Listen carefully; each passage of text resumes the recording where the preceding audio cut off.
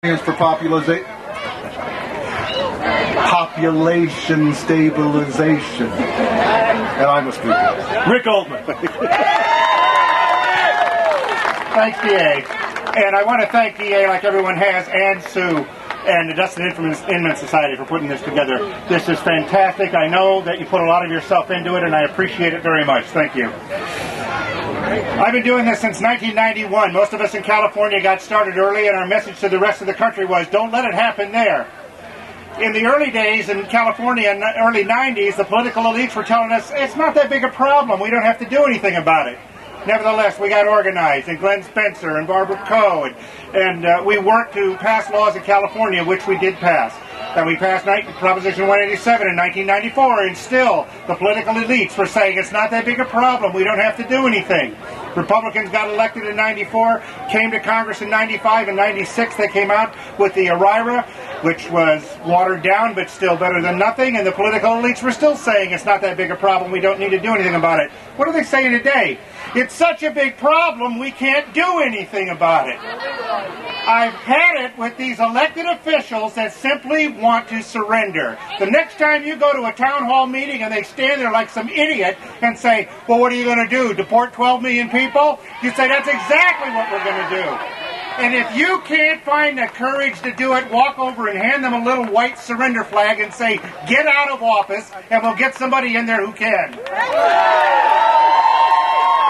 Now, the movement has changed over the years. For the longest time, we continued to try to bring attention to what the problems of illegal immigration were, from the border into your backyard.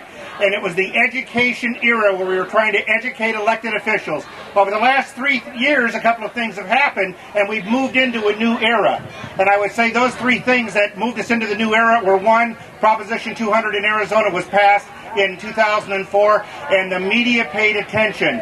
Followed immediately by the Minutemen deploying on the border in Arizona in April of 2005. And we reached a tipping point with the media, who went to the border to find the Minutemen misbehaving, when in fact I think all they found was some ACLU types smoking dope in a car.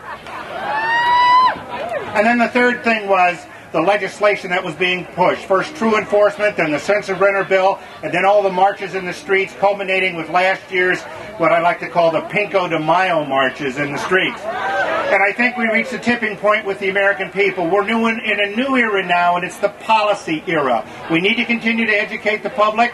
Like Louis Pasteur says, chance favors the prepared mind. But right now we need to be talking policy, and that means solutions. The best solutions we can work on right now are in our own hometown. You go to your hometown, you go to your city council, you go to your county supervisors, and you get them talking about doing something about enforcing immigration law. That will have an effect in this town. I'm not so sure that the people in this town listen that closely, except when people are getting riled up at home. And if you get city councilmen and county councils and elections at home starting to be moved on the fact that they want to enforce immigration law, you're going to have a big impact in this town. So that's where we need to go now. We're in the policy era. The policy has to be local enforcement. I encourage everybody to get that movement started. And, don't wait for orders from headquarters. Just ride to the sound of the guns. Thank you. And thank you, DA.